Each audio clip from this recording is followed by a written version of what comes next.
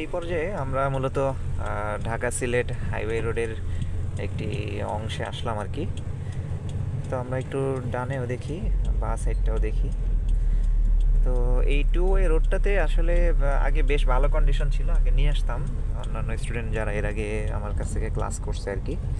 তবে এখন দেখতে পাচ্ছেন খুবই মারাত্মক অবস্থা রোডের, প্রচুর ধুলাবালি এবং বিশাল ভাঙাচোরা রোড।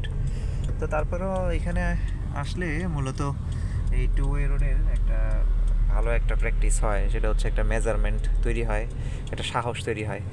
নর্মালি সাধারণত যারা নতুন বা বিগিনার লেভেলে যারা শিখেন, অ্যাডভান্স লেভেলে আসার আগে এই ধরনের রোডগুলোতে তারা এমনিতেও আসেন না। সিটি রোডগুলোতেই আমরা ডানে আরেকটু কাভার আপ করি, হ্যাঁ, ওই ওই যে গাড়িটা যাচ্ছে আমরা ওই গাড়িটার লেনটা ফলো করি, সামনে এই যে সামনে যে এক্সিও যেটা, এটা ফলো করি।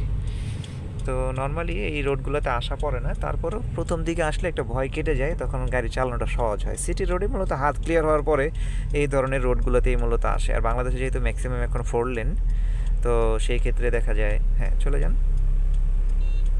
চলে যান, আপনার ডান পাশে ক্লিয়ার দেখে ডান পাশ বাঁচে আপনি চলে যান, সমস্যা নেই। তো এই জাতীয় ক্ষেত্রে একটা মেজারমেন্টের বিষয় তৈরি হয়, যেহেতু বড় গাড়িগুলো থাকে, বড় গাড়িগুলোর ক্ষেত্রে কতটুকু ক্লোজলি গেলে আসলে যাওয়াটা ইজি হয় বা শেখা যায় মূলত।